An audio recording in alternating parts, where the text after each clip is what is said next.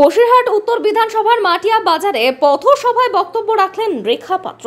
উত্তর চব্বিশ পরগনার বসিরহাট লোকসভা কেন্দ্রে ভারতীয় জনতা পার্টির প্রার্থী রেখা পাত্র, প্রধানমন্ত্রীর আশীর্বাদ ধন্য প্রার্থী রেখা পাত্র ইতিমধ্যে বসিরহাট কেন্দ্রের একাধিক জায়গায় জনসংযোগে রীতিমতো সাড়া ফেলে দিয়েছে। এদিন মঙ্গলবার বসিরহাট উত্তর বিধানসভার মাটিয়া বাজারে পথসভায় বক্তব্য রাখেন বিশেষ করে প্রত্যন্ত সুন্দরবন অঞ্চলের সন্দেশখালীর সাধারণ পরিবারের এক গৃহবধূ। তিনি বসিরহাট কেন্দ্রে রীতিমতো চমক দিয়েছেন, যেভাবে সাধারণ মানুষের সঙ্গে মিশে প্রচার করেছেন, যা রীতিমতো মানুষের মন জয় করে নিয়েছে। জয়ের ব্যাপারে 100% আশাবাদী। আপনাদের পাশে এসে দাঁড়াতে চাইছে।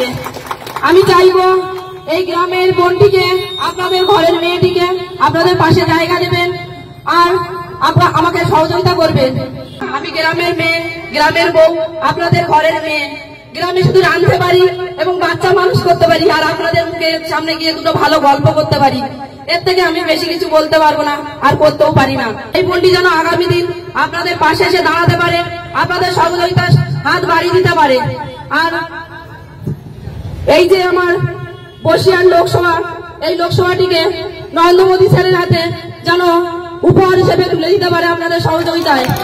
আজকে আমার সন্দেশখালীর মা বোনেরা অত্যাচারিত হয়েছে তা নয়, এই বসিরহাট প্রত্যেকটা মায়েরা বোনেরা অত্যাচারিত হয়েছে।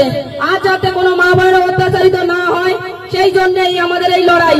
এই লড়াইয়ে আমাদের প্রত্যেকটা মা বোনের পাশে দাঁড়ানোর জন্য আপনাদের সহযোগিতা আমার প্রয়োজন। এবং একা দিয়ে তো হয় না, জানেন, কোন লড়াইয়ে একা দিয়ে কিছুই হয় না। আপনাদের আশীর্বাদ সহযোগিতায় এতদূর আসতে পেরেছি আর আগামী পথটাও আপনাদের সহযোগিতা আশীর্বাদ চাই। তো আর এই লড়াই শুধু আমার একার নয়, এই লড়াই আপনার আমার সকল মা বোনদের লড়াই। কথা বলবো, আসুন এই বোনের হাতে হাত মিলিয়ে এই যুদ্ধে আমরা জয়ী হই এবং এই আমাদের যে বসিরহাট লোকসভাটিকে আমাদের নরেন্দ্র মোদী স্যারের হাতে উপহার হিসেবে তুলে দিতে পারবো। আমার আর বেশি কিছু আপনাদের কাছে বলার নেই, কারণ আমি কোনো রাজনৈতিক ভাবে আপনাদের সামনে এসে দাঁড়াতে চাই না, আপনাদের ঘরের মেয়ে বোন হিসেবে দাঁড়াতে চাই। তো আমি একটাই কথা বলবো, আপনাদের সহযোগিতা আমার প্রয়োজন। আপনারা আমার পাশে থাকবেন। এই বোনটি, এই মেয়েটি আপনাদের পাশে থাকবে। এই মেয়ে আজকে এখানে দাঁড়িয়ে কথা দিয়ে যাচ্ছে, যতক্ষণ এই মেয়েটির জীবন এবং শেষ রক্তবিন্দু পর্যন্ত আছে এই মেয়েটি আপনাদের পাশে থাকবে।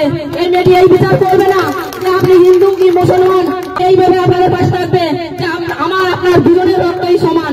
তো আমি চাইবো আজকের এই ছোট্ট বোনটিকে, মেয়েটিকে আপনাদের ঘরে স্থান দেবেন এবং ভালোবাসা দেবেন।